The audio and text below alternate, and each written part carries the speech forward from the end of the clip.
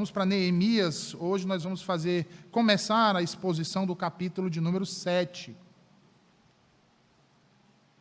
Então, meus irmãos, Neemias, capítulo de número 7. Nós vamos fazer uma leitura dos versículos 1 ao 4. Assim diz o Senhor. Ora, sucedeu quando a muralha estava edificada, e eu tinha posto as portas, e os porteiros, e os cantores, e os levitas estavam indicados, que eu dei ao meu irmão Hanani e Ananias, o governante do palácio, incumbência sobre Jerusalém, porque ele era um homem fiel e temia a Deus mais do que muitos. E eu lhe disse: não deixeis que os portões de Jerusalém sejam abertos, até que o sol esteja quente, e enquanto eles estiverem ali de pé, que fechem as portas e travem-nas com barras, e indiquem guardas dos habitantes de Jerusalém, cada um na sua guarda, e cada um para estar na frente da sua casa. Ora, a cidade era extensa e grande, mas o povo nela era pouco, e as casas não estavam edificadas. Vamos mais uma vez à presença de Deus em oração, irmãos. Senhor Deus bendito, nós, agora que Tua palavra foi lida, Senhor, proclamaremos a Tua verdade. Abençoa-nos, Senhor, com o Teu poder, mediante a Tua palavra proclamada nesta tarde. Transforma-nos, edifica-nos, Senhor.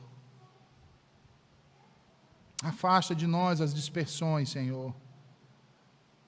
Nos mantém concentrados em toda a Tua verdade e que guardemos em nosso coração aquilo que provém dos Teus lábios, Senhor. Tão somente dos Teus lábios. E que possamos praticar, Senhor, a Tua verdade. Mediante a ação do Espírito Santo em nós, que possamos pôr em prática no nosso dia a dia. Nos ajuda, ó Santo Deus, nesse momento, falando aos nossos corações, em nome de Jesus, é o que te suplicamos. Amém e amém. Meus queridos irmãos, vejam, após ter vencido insultos, intrigas, ameaças de invasão, injustiças sociais, passado por insinuações e intimidações de seus inimigos, Neemias agora põe termo a um outro problema que passa a existir em Jerusalém, que é o problema da inércia social. Vejam que o copeiro real de modo nenhum se acomodou e, apesar do êxito do projeto de reconstrução dos muros e da recolocação das portas e dos portões de Jerusalém, ele agora tem uma outra preocupação. Ele tem agora uma outra obra de reforma em vista. Agora ele se preocupa com a segurança da cidade e ele se preocupa também com a espiritualidade daquele povo. Mas qual a razão da preocupação de Neemias, meus irmãos? Vejam, a cidade estava sob ameaça dos inimigos ainda, e a população intramuros ainda era pequena, haviam muitas casas destruídas e poucas que haviam sido edificadas. Além de tudo isso, o povo estava se dispersando, como nós podemos ver aí nos versículos 1 e 2. Veja aí, ele diz: ora, uma vez reedificado o muro e assentadas as portas, na versão de vocês agora, estabelecidos os porteiros, os cantores e os levitas, eu nomeei Hanani, meu irmão, e a Ananias, maioral do castelo sobre Jerusalém. Ananias era um homem fiel e temente a Deus, mais do que muitos outros. Aqui no versículo de número 1, Neemias nos mostra o fim da obra de reconstrução física da cidade. No entanto, meus irmãos, surge à sua frente uma outra necessidade, a necessidade de uma reforma espiritual, pois o povo estava se dispersando. Quando o muro foi construído, Neemias colocou as portas e os portões para fortificar Jerusalém. No entanto, as muralhas, as portas e os portões tinham que ter vigias, elas necessitavam de alguém que as pudesse vigiar. E sendo assim, Neemias então designa porteiros ou sentinelas para que ficassem nos muros, nas portas e nos portões. E além disso, Neemias também designa os cantores e os levitas para que se ocupem no serviço do templo, que até então estava sendo, de certa forma, negligenciado. E aí vejam isso, meus irmãos. Neemias ordena especificamente que eles, os sentinelas, os cantores e os levitas, que eles estivessem prontos diante do muro que seria dedicado. E por que eles deveriam estar prontos diante do muro que seria dedicado? Para que eles realizassem aquele serviço de uma maneira que fosse de forma ordenada e solene, pois, de acordo com a designação antiga, era um dever dos sentinelas, ou dos porteiros, na versão de vocês, que zelassem pela casa de Deus, que fossem responsáveis por abrir e fechar os portões dos pátios, por exemplo, do templo, e que agora estava reconstruído. Se você lembrar bem, em 1 Crônicas, capítulo 9, versículos 17 ao 19, nós temos ali o relato que Salum, Acube, Talmon e Aimã, e os irmãos deles, serviram exatamente assim. Serviram exatamente assim. Fala que eles estavam encarregados da obra do ministério como guardas das portas do tabernáculo. Então, veja, Neemias destaca pessoas para funções específicas que careciam de pessoas para estarem ali. Os cantores e os levitas aqui mencionados, designados para auxiliar os sacerdotes, não tinham, em tempos normais, nada a ver com o serviço de vigilância. Mas nessa situação extraordinária, veja que Neemias confiou a essas duas classes de pessoas organizadas a tarefa de também fazer vigilância nos muros, nos portões da cidade, e os colocou sob o comando de seu irmão, Anani, e também de Ananias, como governante daquela cidadela. E isso fica muito claro quando nós olhamos para o versículo de número 2. Veja aí na sua Bíblia. Diz assim: eu nomeei Anani, meu irmão, e a Ananias, maioral do castelo. A palavra que foi traduzida aqui, na versão de vocês, como maioral, quando a gente olha lá para o texto em hebraico, a ideia é de um general, é de um líder, é de um comandante de um exército. Mas aí vejam, Neemias não para por aí. Ele diz: Ananias, que era o maioral do castelo, era um homem fiel e temente a Deus. Olha o que ele diz: mais do que muitos outros. O que nós observamos aqui, meus irmãos? Nós observamos que a escolha desses homens para um cargo tão importante é explicada exatamente nessa parte final do versículo. Pois ele era um homem fiel e temia a Deus mais do que muitos. Vejam, para proteger a cidade contra os inimigos, os adversários, Neemias precisou tomar algumas medidas práticas. Colocar pessoas certas nos lugares certos.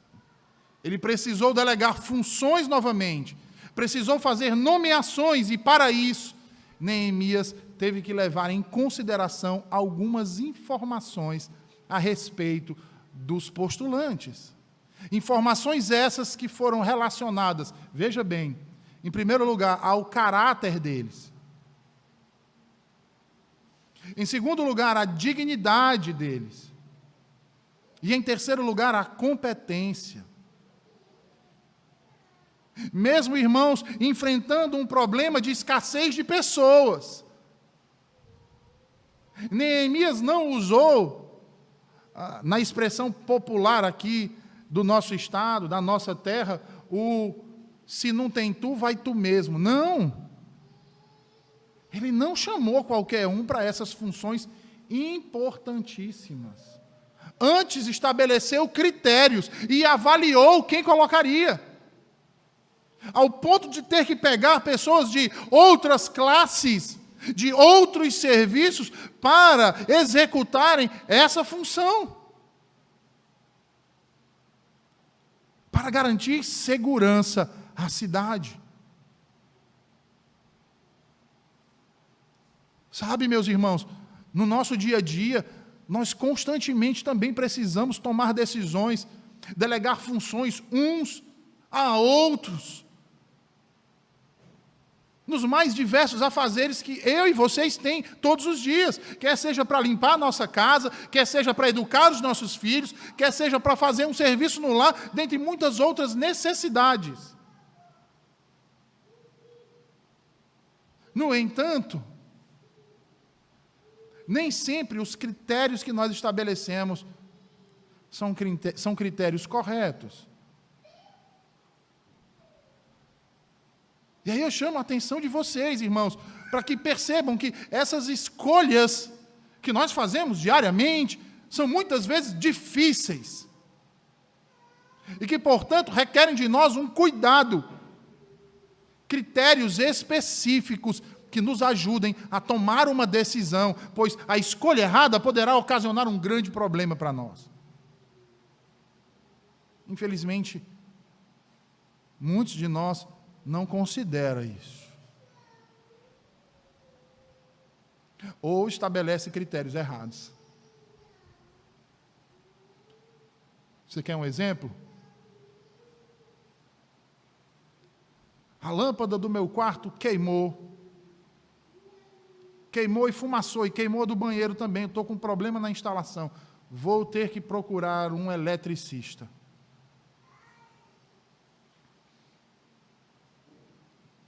Aí eu chamo um eletricista. O eletricista olha e me dá um orçamento. Eu chamo outro, ele me dá outro orçamento. Eu chamo outro e me dá outro orçamento que está fora do meu orçamento. E aí eu procuro um que entenda um pouco, vai. E aí eu digo assim, você é eletricista? Não, eu não sou eletricista, mas lá em casa eu conserto quando tem problema nessas coisas, eu mesmo vou lá e resolvo. Tá bom, então você pode me ajudar lá em casa? Posso. Aí ele vai lá e troca a fiação. Quando ele liga a lâmpada, queima toda a instalação da casa.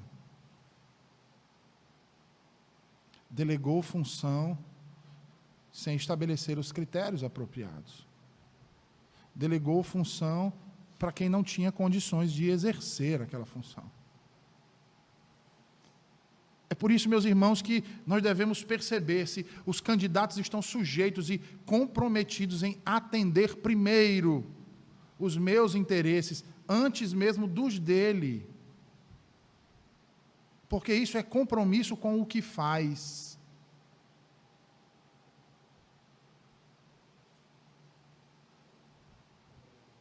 Em segundo lugar, nós devemos observar se eles possuem valores absolutos, valores cristãos. Porque muitas vezes nós estamos ligados apenas a valores e chamamos qualquer um e temos problemas. Será que você tem considerado valores cristãos quando você vai matricular seu filho numa escola? Será que você tem considerado as amizades dos seus filhos, de suas filhas? Se eles atendem aos critérios que a própria Escritura nos ensina, e como o próprio Deus nos ordena? Porque às vezes eu acho que aquilo que Deus nos ensina e ordena só fica no mundo das ideias de muitos. Mas na prática se faz tudo de outro jeito, irmãos. Será que nós temos observado isso? Temos nos preocupado com essas coisas? Vejam, Neemias se preocupou com isso. Anani se distinguia pela sua piedade, ou seja, era um homem que levava Deus a sério. E certamente, irmãos, havia em Jerusalém muitos outros que temiam ao Senhor, mas Anani, veja, era o mais notável na religião e na piedade do que os outros. O salmista lá no Salmos 15, que nós cantamos hoje aqui, são dignos de uma porção dobrada dessa honra que lhes é devida. Porção dobrada que é devida a todo aquele que teme ao Senhor.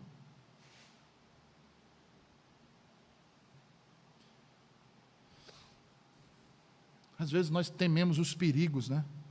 Os desafios da vida, a gente tem medo de encarar muitas vezes. Mas nós não deveríamos ter medo disso. Nós não deveríamos temer isso. Antes deveríamos temer o Senhor. Porque aquele que teme o Senhor não tem medo dessas coisas.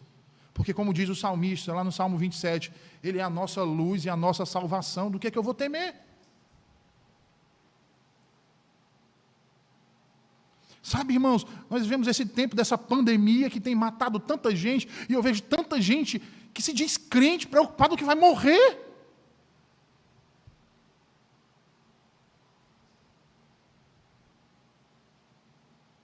Onde está o seu coração?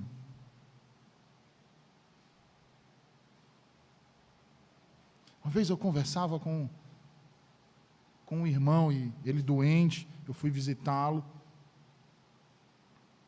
E a gente conversando, e ele dizia assim: pastor, eu não temo a morte.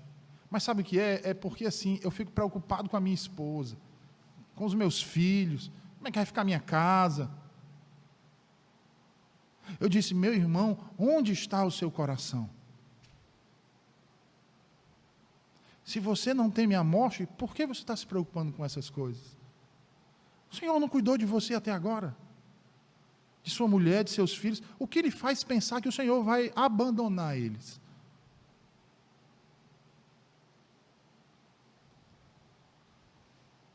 A gente às vezes lê alguns salmos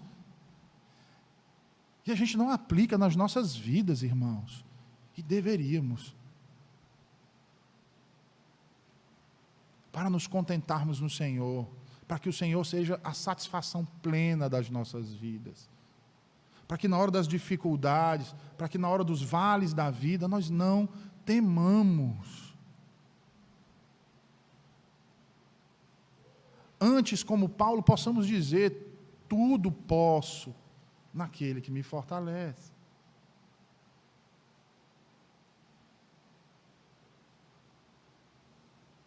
Veja, Neemias procurou pessoas certas para funções importantes. Uma igreja, irmãos, só floresce quando os que governam nela e são responsáveis por ela se distinguem em virtude, piedade e honestidade.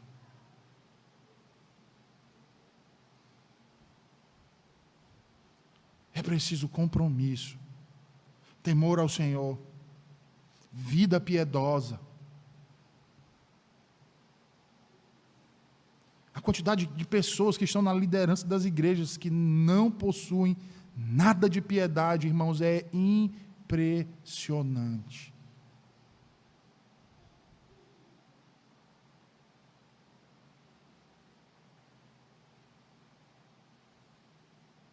O desconhecimento acerca das coisas do reino, acerca da palavra de Deus, é tão alto, irmãos, que se duvidar, eles não conseguem responder quantos livros tem na Bíblia. Sabe por quê? Porque nunca leram.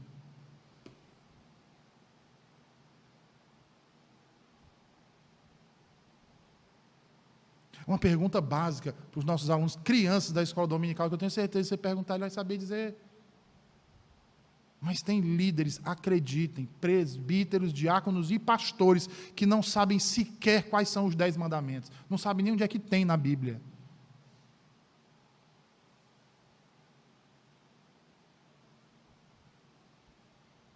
Acreditem.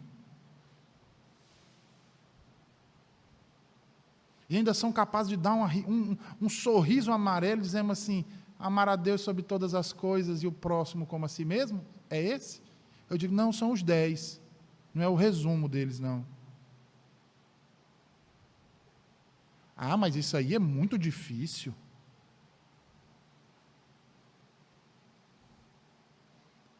Eu queria estar falando de uma situação hipotética, irmãos. Infelizmente não é hipotético. Isso é real que eu estou falando.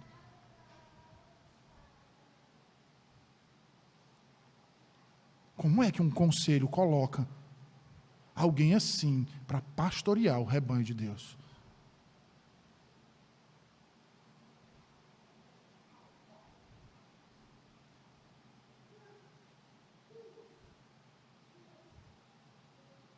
Já imaginou se Neemias tivesse feito isso?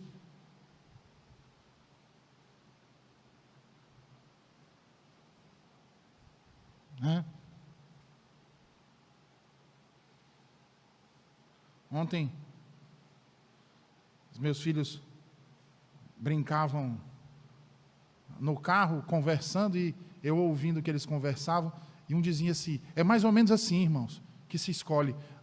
Você viu a foto do Ronaldo que deu uma chuteira, um par de chuteira para um menino que não andava?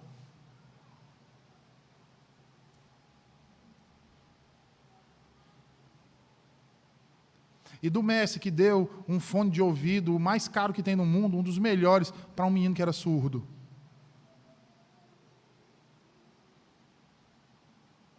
E é isso que acontece, irmãos. Tem uma vaga, se coloca qualquer coisa.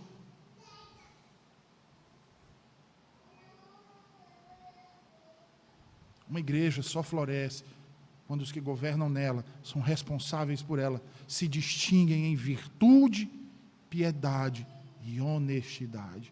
E como nós vimos hoje pela manhã aqui em Romanos 12, a primeira virtude mais importante é o amor. É o amor. Sem o amor, nada disso é possível. E aí quem esteve aqui de manhã e ouviu o sermão pregado, vão lembrar do exemplo que eu dei das folhas secas. Folhas secas.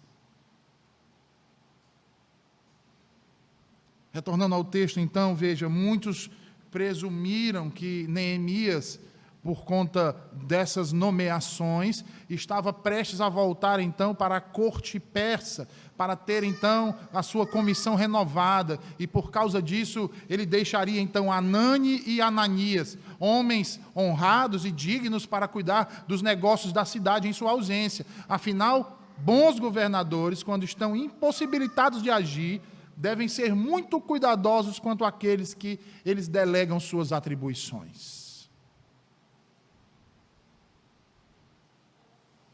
Muito cuidadosos, irmãos. E aí vejam, mesmo sendo muito cuidadosos, ainda corremos o risco de errar. Imagina se não tomarmos cuidado nenhum. Neemias observava bem isso, irmãos. Olha aí os versículos 3 e 4, veja aí. Diz assim, e eu lhes disse, não deixeis que os portões de Jerusalém sejam abertos até que o sol esteja quente, e enquanto eles estiverem ali de pé, que fechem as portas e travem-nas com barras, e indiquem guardas dos habitantes de Jerusalém, cada um na sua guarda, e cada um para estar na frente da sua casa. Veja, observe aí que Neemias deu-lhes ordens que eram específicas, ordens que iam desde o fechamento das portas à guarda dos muros. E se nós bem lembrarmos, irmãos, Jerusalém, em termos de espaço, era uma cidade ampla e muito grande. Os muros encerravam a mesma área que antes, quando foi destruída por Nabucodonosor. Porém, grande parte da cidade ainda estava devastada, porque as casas não haviam sido reconstruídas, exceto algumas poucas. E aí observem que a cidade foi murada, tanto pela fé quanto pela esperança na promessa de ela ser o quê? Repovoada. Como profetizou Zacarias 8, e versículo 3. E sendo assim, embora o povo fosse pouco, irmãos, Neemias acreditava que eles seriam multiplicados, e por essa razão, então, ele edificou os muros para que houvesse espaço para mais pessoas. Para que aqueles que ainda não haviam retornado, retornassem, porque agora poderiam se sentir seguros.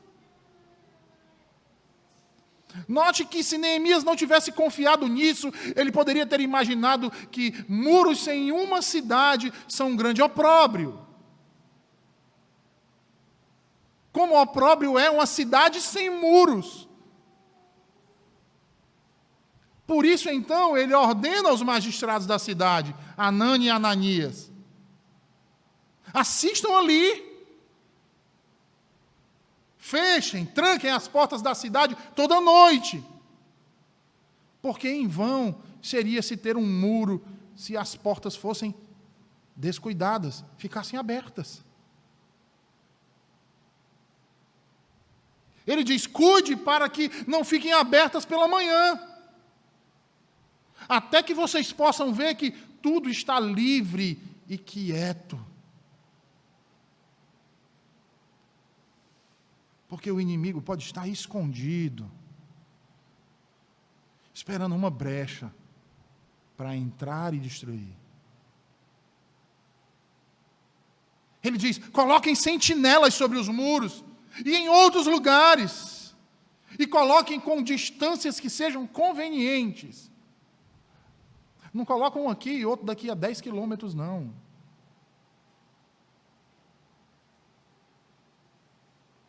Coloquem eles em distâncias convenientes, porque em caso de aproximação do inimigo, eles poderiam avisar a cidade do perigo. E ele diz mais, diz: quando chegar a sua vez de vigiar, coloquem-se cada um diante de sua casa, porque a casa de vocês merece cuidado particular. Entendem, irmãos? Às vezes a gente quer guardar a cidade e esquece da nossa casa. E se nós não guardamos a nossa casa, outros vão vir querer fazer isso. O inimigo vai atacar. O ladrão vai chegar de repente. Então, para eu guardar a cidade, eu tenho que primeiro guardar a minha casa. E essa verdade é tão latente nas Escrituras, irmãos, veja, que Paulo, quando escreve a Timóteo, ele fala do ministro. Ele diz: se ele não é ministro da casa dele, como ele quer ser ministro da igreja de Deus?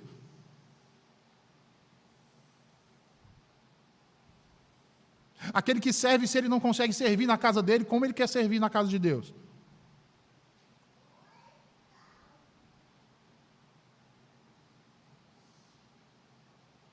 Porque o correto, irmãos, é que tudo que nós fazemos na nossa casa seja refletido também na sociedade e aqui na igreja. E por mais que nós tentemos esconder, isso é refletido. Isso é refletido.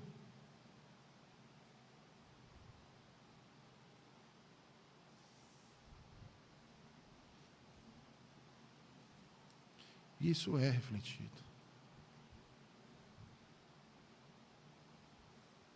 E aí Neemias enfatiza então que a segurança pública, vejam bem isso.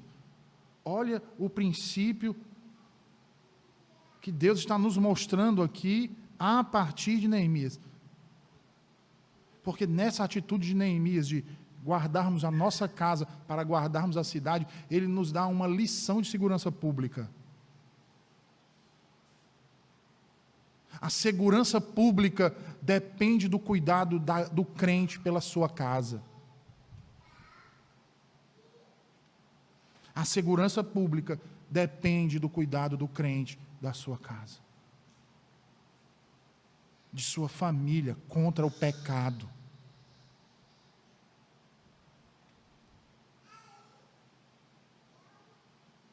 Essa semana aí, no ataque da polícia lá conglomerado de morros lá no Rio de Janeiro, onde morreram, se não me engano, mais de 28 criminosos e dois policiais, né? 2 policiais, se eu não me engano. Um policial.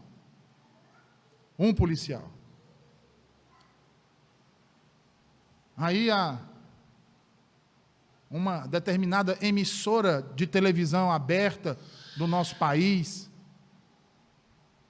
Vênus Platinada, adjetivada assim, colocou uma das mães chorando pela morte do seu inocente filho,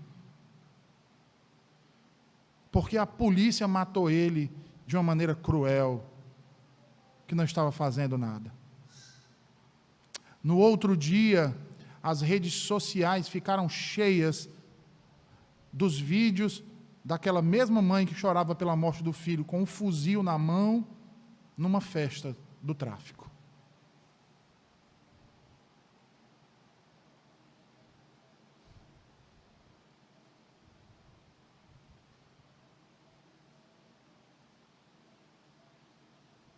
Às vezes a gente acha que essas coisas da sociedade, né? Às vezes a gente acha, você olha assim, aquele bandido não tem pai, é como se ele não tivesse pai nem mãe, ele nasceu do nada.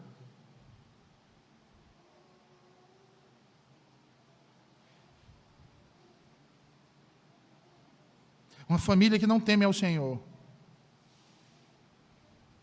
Um filho que desde pequeno mostra inclinações para uma vida criminosa. E o pai e a mãe não fazem nada. E tem mais, às vezes até comemora porque o dinheiro chega fácil.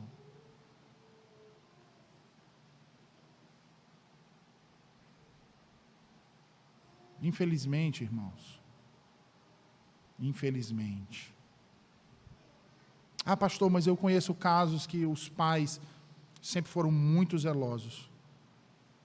Mas a filha ou o filho, quando chegou em determinada idade, ele entrou por um caminho tortuoso e terrível.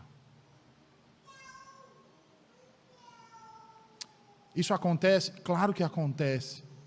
É para mostrar que não tem uma fórmula certinha, sabe? Tipo receita de bolo. Porque nós estamos falando de seres humanos pecadores. Pecadores. Agora, se você que é um pai, uma mãe crente, que criou o seu filho no temor do Evangelho e ainda assim aconteceu isso, imagine aqueles que não foram criados.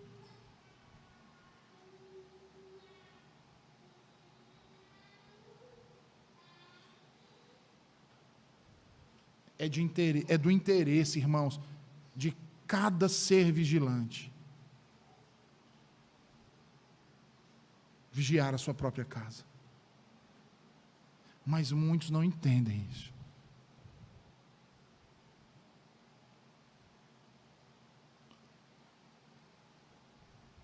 Muitos não entendem isso. E, portanto, é incumbência dos magistrados designar, então, vigias. E como esse povo tinha ultimamente notado Deus com eles na construção, eles viram que a mão do Senhor estava sobre eles, que aquela obra era uma obra abençoada por Deus, porque do contrário eles teriam destruído, eles teriam abandonado. Agora que o muro estava construído, sem dúvida, irmãos, eles sabiam que se o Senhor não guardasse aquela cidade, em vão vigiava o sentinela. Porque aí vem o outro lado dessa verdade.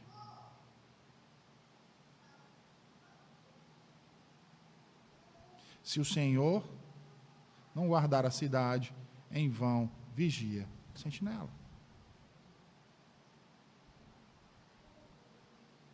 Isso significa dizer que a nossa confiança não pode estar em nós mesmos, irmãos, mas no Senhor. Eu procuro fazer aquilo que o Senhor me ordena e com todo o zelo, mas eu sei que eu posso fazer tudo na ponta do lápis, mas se as misericórdias do Senhor, se o Senhor não guardar a minha casa, De nada vai servir.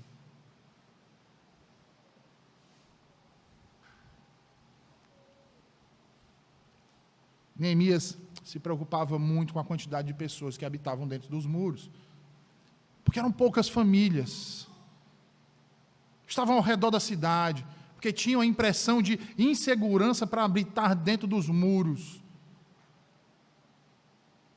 Se nós habitarmos dentro do muro e fizerem um cerco à cidade, nós vamos passar necessidade, vamos todos morrer. Mas se habitarmos aqui ao redor da cidade, o que nós precisarmos, nós vamos entrar, vamos sair, e se alguém vier fazer um cerco, a gente foge.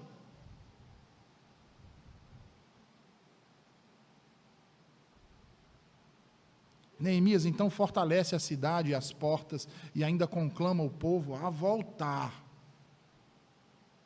E ele lembra as promessas de Deus feitas aos patriarcas e à sua descendência. A cidade precisava voltar a crescer, mas não com estrangeiros. Não com quem não temia o Senhor, mas com os filhos da aliança. E, meus irmãos, a cidade de Deus precisava crescer, mas não a qualquer preço. Veja que assim como Jerusalém, nossas igrejas precisam crescer, mas não a qualquer preço. Não com joio, mas com trigo. Não adianta nós queremos um crescimento acelerado, se esse crescimento acelerado é sem compromisso com o Evangelho. Um Evangelho que parece verdade, mas que está desprovido da verdade. Porque é cheio de engano, é cheio de arranjo. Evangelho que não transforma, não é evangelho. Evangelho que não confronta os nossos pecados, não é evangelho. Evangelho que não nos humilha diante da verdade, não é evangelho. Como também não é evangelho se não nos trouxer a Cristo.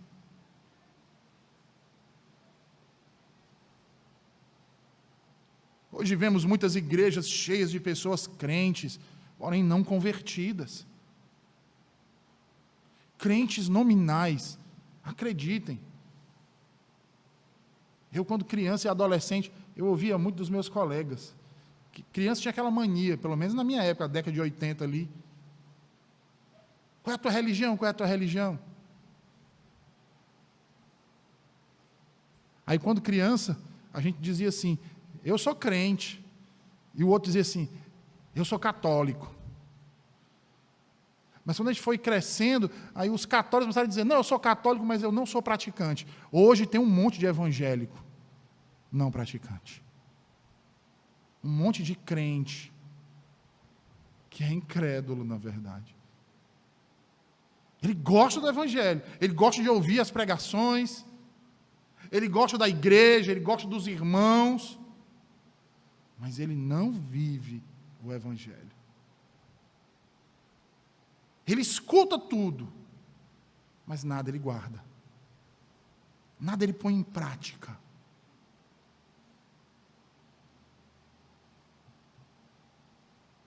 O compromisso do evangelho vai até a página 2. Porque não querem abrir mão das suas vidas. E aí, quando vem um pastor que começa a confrontar, ele se torce, ele se contorce, ele vai embora. Ele não fica. Ele procura um outro que passe a mão sobre os seus pecados. Que diga assim, Deus é graça, meu irmão, não ligue para essas coisas não. A graça de Deus é maior. Eu nunca vi uma geração odiar tanto a palavra dia do Senhor como essa atual geração. Porque, pela graça de Deus, a fé bíblica, a fé reformada, tem sido propagada nas redes sociais de uma maneira tal. Mas quando fala em dia do Senhor, a gente vê lá os comentários. Legalista, isso, aquilo.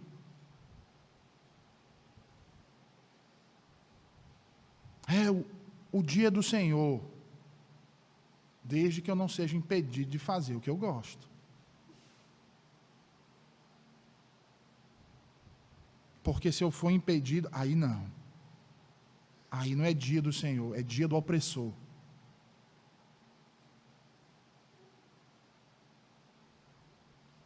Entendem, irmãos? Não querem abrir mão de suas vidas, não querem abrir mão do seu conforto, não querem carregar a cruz. Querem um evangelho light, como se existisse um evangelho light.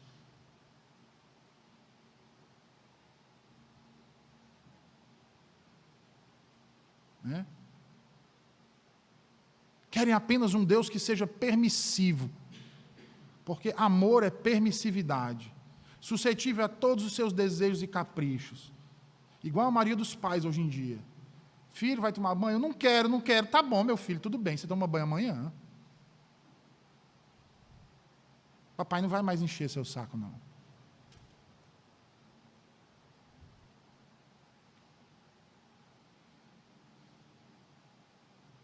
Né? Imaginou? O pai legalista. Meu filho está na hora de tomar banho. Pai, eu não quero não. Meu filho, eu vou falar mais uma vez, está na hora de tomar banho. Pai, eu não vou não, eu não quero tomar banho, não sei o quê, não sei o quê, não sei o quê. E começa a chorar. Aí o pai pega pelo braço, joga debaixo do chuveiro e dá um banho no menino. E diz assim, hoje eu banhei. Se amanhã você não tomar banho na hora que eu determinar, eu vou lhe pôr de castigo. E você depois vai para o banho. E se ainda assim você não tomar banho, eu vou lhe corrigir com a vara. E você vai tomar banho com o seu bumbum ardendo. É o pai legalista.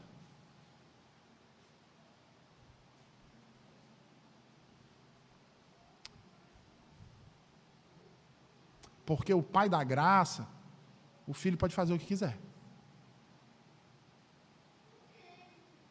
Percebe a distorção das coisas? A falta de entendimento do que é graça e do que é extrapolar a graça. É por isso que é necessário ter amor, irmãos. Porque os filhos da promessa, os filhos da aliança, eles desejam o Deus triuno das Escrituras. O Deus que é soberano, que é sábio, que é justo e que é fiel. Amoroso, porém, santo e misericordioso.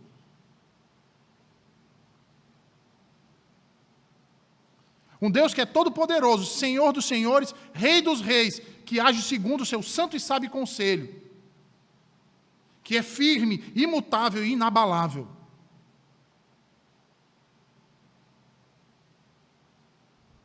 Palavras essas que doem nos ouvidos dos politicamente corretos.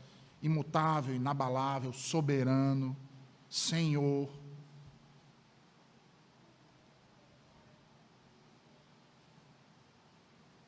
Portanto, irmãos, assim como Neemias se preocupou com a segurança e a condição espiritual do seu povo, preocupemo-nos nós também com a segurança e a espiritualidade da nossa casa, nas nossas famílias, com a nossa mesmo e com a de nossa igreja.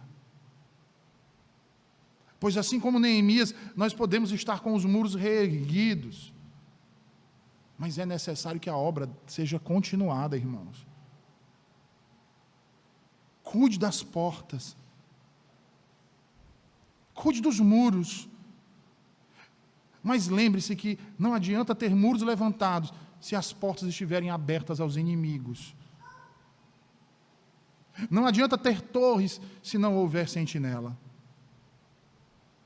Cuidado com aqueles que adentram pela porta dos olhos, pela porta dos ouvidos e principalmente pela porta das nossas mentes. Estejam atentos, irmãos, com os lobos, os falsos mestres que pulverizam seus falsos ensinos e doutrinas de homens perversos. Lembrem-se que há um só Deus, um só batismo e uma só fé. Lembrem-se que precisamos ser vigilantes, orando e nos dedicando à leitura da palavra diariamente, nos dedicando ao Senhor, mas também aos outros, os ajudando e os esforçando para crescer em graça cada vez mais. E que o Senhor tenha piedade de nós e nos ajude a cumprir com a missão que Ele nos entregou. E que a sua graça seja o combustível para nos fazer caminhar dia após dia, mesmo em meio às dificuldades.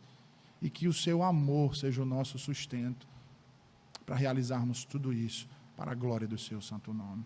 Vamos orar, meus irmãos. Senhor Deus, nós te agradecemos por tua palavra pregada nesta tarde, Senhor. Obrigado por nos falar acerca da necessidade de reforma constante, principalmente uma reforma espiritual em nós, Senhor. Que a tua boa obra que tu iniciaste em nós, Senhor, tenha continuidade, chega à conclusão, como tu disseste, naquele grande dia, Senhor, em que teremos nossos corpos glorificados e receberemos a coroa de glória das tuas próprias mãos. Nos abençoa, Senhor, e nos livra do mal, em nome de Jesus. Amém e amém. Vamos ficar de pé.